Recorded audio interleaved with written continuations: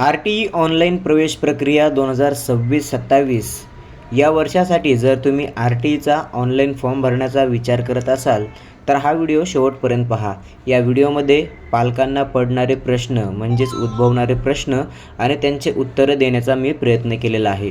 Video आवडला तर नक्की लाईक करा, सबस्क्राईब करा आणि इतरांसोबत शेअर नक्की करा. तुम्ही स्क्रीनवरती पाहू शकता RTE ऑनलाईन प्रवेश प्रक्रिया 2025 आणि 26 या वर्षासाठी काही महत्त्वाचे प्रश्न काढण्यात आले होते. तर तेच आपण 2026 आणि 27साठी देखील तेच प्रश्न पालकांचे राहू शकतात. तर तुम्ही ते पाहू शकता. सगळ्यात महत्त्वाचं इथे RTE 25% प्रवेशासाठी सर्व बालकांना जन्मतारखेचा पुरावा, त्यानंतर रहिवासी पुरावा आणि आधार कार्ड जे आहे ते सर्वांसाठी कंपल्सरी आहे. त्यानंतर RTE 25% ऑनलाईन प्रवेशाकरिता लागणारी सर्व कागदपत्रे ही पालकांनी ऑनलाईन प्रवेश अर्ज करण्याच्या अंतिम तारखेपूर्वीची असावी. म्हणजे काय तर RTEचं जे काही फॉर्म भरण्याची शेवटची तारीख असेल तर त्याच्या अगोदर तुमचे जे डॉक्युमेंट आहेत तर ती असणं गरजेचे आहेत. ज्यामध्ये जन्मतारखेचा पुरावा असेल, रहिवासी पुरावा असेल, आधार कार्ड असेल, उत्पन्नाचा दाखला असेल, जातीचा दाखला असेल. तर हे जे काही कागदपत्रे आहेत ते तुमची फॉर्म भरण्याच्या दिनांकाच्या पूर्वीची असायला पाहिजे आहेत. त्यामध्ये रेंट ॲग्रीमेंट पण आहे. तर रेंट ॲग्रीमेंट जे आहे ते तुमचं RTEचा फॉर्म भरण्याची शेवटची तारीख आहे त्याच्या अगोदरचं असेल तरच ते व्हॅलिड आहे. नंबर लागल्यानंतर तुम्ही जर बनवत असाल आणि तुम्ही म्हणाल की मी ते नंतर देऊन सादर करेल, तर RTEचा फॉर्म भरण्याची डेट निघून गेल्यानंतर तुम्ही जर ते रेंट ॲग्रीमेंट बनवलं असेल तर ते तुम्हाला चालणार नाही आहे. मिळालेला प्रवेश रद्द होऊ शकतो. आता काही महत्त्वाचे प्रश्न आहेत. त्यामधील पहिला प्रश्न आहे, त्यातील उपप्रश्न अ बघा. 25% ऑनलाईन प्रवेशासाठी कोणती बालके पात्र आहेत? उत्तर पहा.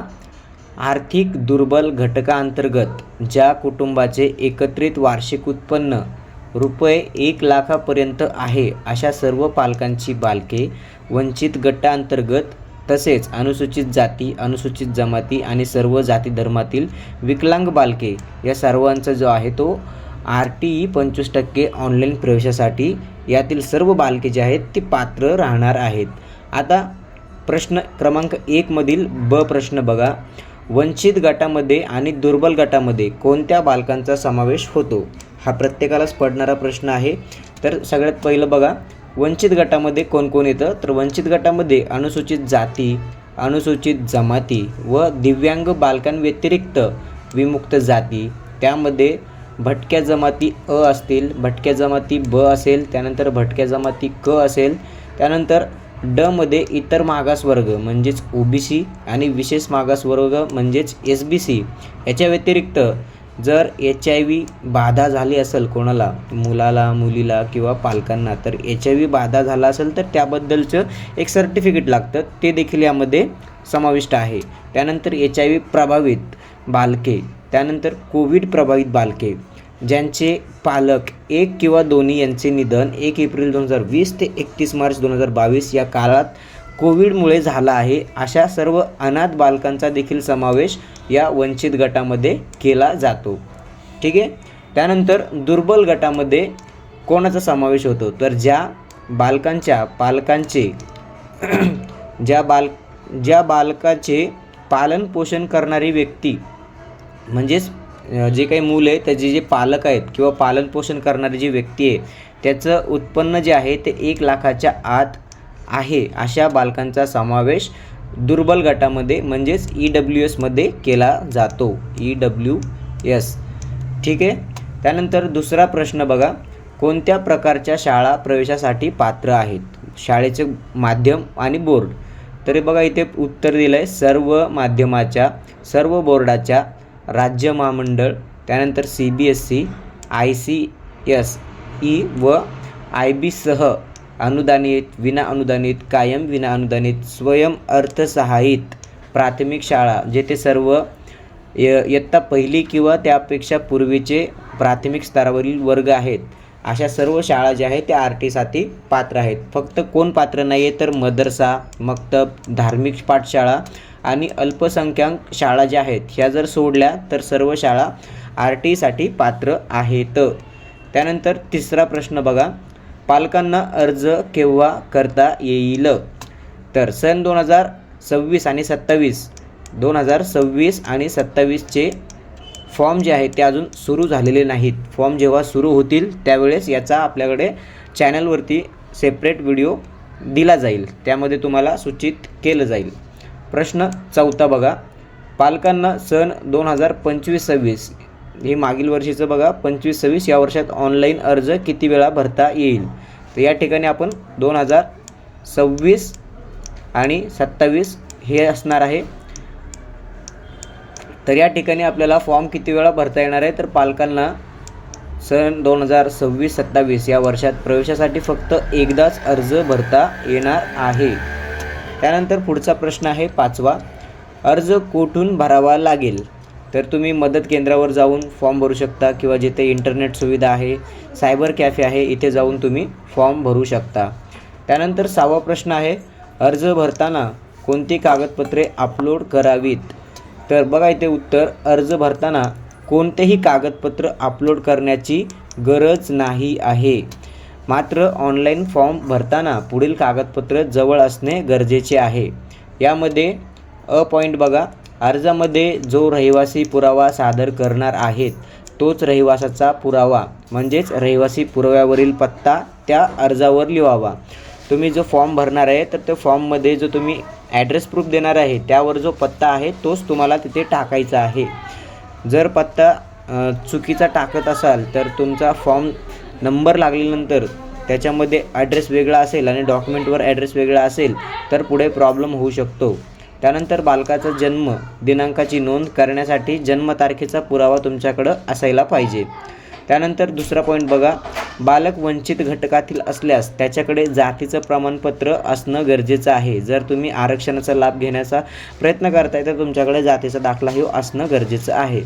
आणि तिसरं बघा, आर्थिक दुर्बल संवर्गातून प्रवेशाकरिता वार्षिक उत्पन्नाचा दाखला, उत्पन्नाच्या दाखल्याकरिता पगाराचा दाखला देखील इथे चालणार आहे, ज्याला आपण सॅलरी स्लिप म्हणतो, किंवा कंपनीचा आणि मालकाचा जो दाखला असतो कंपनी मालकाचा तो देखील इथे ग्राह्य धरण्यात येऊ शकतो. त्यानंतर पुढचा प्रश्न, बालकाला लॉटरी लागल्यास शाळा प्रवेशाच्या वेळेस सर्व आवश्यक कागदपत्रे असणे आवश्यक आहे, अन्यथा मिळालेला प्रवेश रद्द होऊ शकतो. तर याची नोंद घ्यायची आहे. वरील जे काही डॉक्युमेंट सांगितलेत ते सर्व डॉक्युमेंट तुमच्याकडे ॲडमिशनच्या वेळेस लागणार आहेत. ऑनलाईन कोणतेही अपलोड करायचे नाही आहेत, पण नंबर लागल्यानंतर तुम्हाला ही सर्व कागदपत्रे जी आहेत वर सांगितलेली ती तुमच्याकडे असणं गरजेचे आहे. 7वा प्रश्न बघा, 25% ऑनलाईन प्रवेश अर्ज भरण्यासाठी वेबसाईट कोणती असणार आहे? तर बघा, student.maharashtra.gov.in ही जी पोर्टल आहे यावरतून तुम्हाला ऑनलाईन फॉर्म भरायचे आहेत.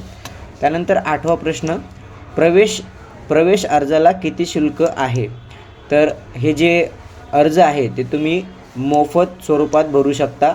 फक्त तुम्हाला सायबर कॅफेमध्ये फॉर्म भरताना जी काही फीज असेल त्या सायबर कॅफेवाल्याची तेवढीच तुम्हाला द्यावी लागणार आहे. त्यानंतर पालक किती शाळांसाठी अर्ज करू शकतात? तर तुम्ही इथे पाहू शकता 1 ते 3 किलोमीटर आणि अधिक अंतराच्या उपलब्ध असणाऱ्या शाळांपैकी जास्तीत जास्त कोणत्याही 10 शाळांचे पर्याय तुम्हाला निवडता येणार आहेत.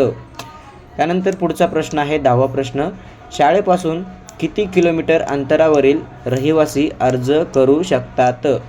तर बघा, पालकांना पाल्याच्या निवासस्थानापासून म्हणजेच तुमच्या घराच्या लोकेशनपासून 1 किलोमीटर ते 3 किलोमीटर अथवा अधिक अंतरावरील शाळांचा समावेश करता येतो. म्हणजेच तुम्हाला 1 ते 3 किलोमीटर किंवा 3 किलोमीटरपेक्षा जास्त शाळांचा समावेश जो आहे तो करता येतो. तर नियमाने प्राधान्य मिळणार आहे. तर 1 किलोमीटर परिसरातील जे काही पात्र फॉर्म आहे तर त्यांचा सगळ्यात पहिल्यांदा विचार केला जाईल. त्याच्यानंतर 3 किलोमीटर अंतरातील जे फॉर्म आलेले आहेत त्यांचा विचार केला जाईल. त्यानंतर 3 किलोमीटरपेक्षा जास्त अंतराच्या फॉर्म आलेले आहेत त्यांचा विचार केला जाईल. याप्रमाणे प्रायोरिटी राहणार आहे. त्यानंतर 11वा प्रश्न बघा, अर्ज केला म्हणजे खात्रीशीर प्रवेश मिळेलच का?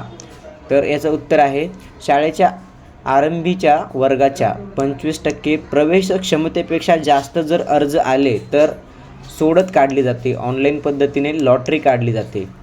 आणि अशा परिस्थितीत अर्जदाराच्या पाल्याला प्रवेश मिळेलच असे नाही. तुम्ही फॉर्म भरला म्हणजे कन्फर्म मिळेल प्रवेश असं नाही. तर लॉटरी पद्धत वापरली जाते. नंबर लागला तर लागू शकतो, नाहीतर नाही. त्यानंतर 13वा प्रश्न बघा. दिव्यांग बालकाच्या प्रवेशाचे निकष व आवश्यक कागदपत्रे कोणती? सर्व जाती धर्मातील दिव्यांग बालके प्रवेशास पात्र. त्यानंतर दिव्यांग असल्याबाबतचं प्रमाणपत्र तुम्हाला द्यावं लागणार आहे. 40% जास्त अधिक असल्याबाबतचं हे प्रमाणपत्र तुमच्याकडं असणं गरजेचं आहे. जिल्हा शल्यचिकित्सक, वैद्यकीय अधीक्षक यांनी दिलेलं हे तुमच्याकडे असणं गरजेचं आहे.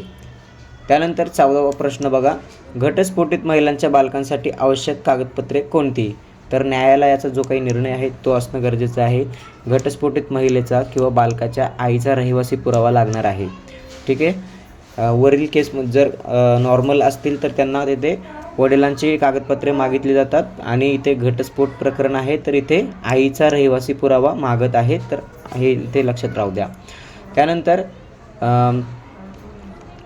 तर अशा पद्धतीने मी सर्व प्रश्न जे आहेत ते इथे तुमचे कवर करण्याचा प्रयत्न केलेला आहे. जर तुम्हाला ही PDF पाहिजे असेल तर ही तुम्हाला PDF देखील मिळून जाईल. तुम्हाला काय करायचं आहे तर सगळ्यात पहिलं कोणतंही एक ब्राउझर ओपन करायचं आहे आणि इथे तुम्हाला RTE एवढं टाकून सर्च करून घ्यायचं आहे. सर्च केल्यानंतर तुमच्यासमोर maharashtra.gov.in ही RTEची आपली वेबसाईट दिसेल. इथे आल्यानंतर इथे बघा पालकांसाठी सूचना, यावरती एकदा क्लिक करा. यावरती क्लिक केल्यानंतर तुमच्यासमोर ही PDF जी आहे ती संपूर्ण पद्धतीने अशी तुम्हाला बघायला मिळणार आहे. ही तुम्हाला तुमच्या फोनमध्ये किंवा PCमध्ये डाउनलोड करून घ्यायची. डाउनलोड केल्यानंतर तुम्ही ही संपूर्ण जे आहे ते वाचू शकता. धन्यवाद. जय हिंद, जय महाराष्ट्र.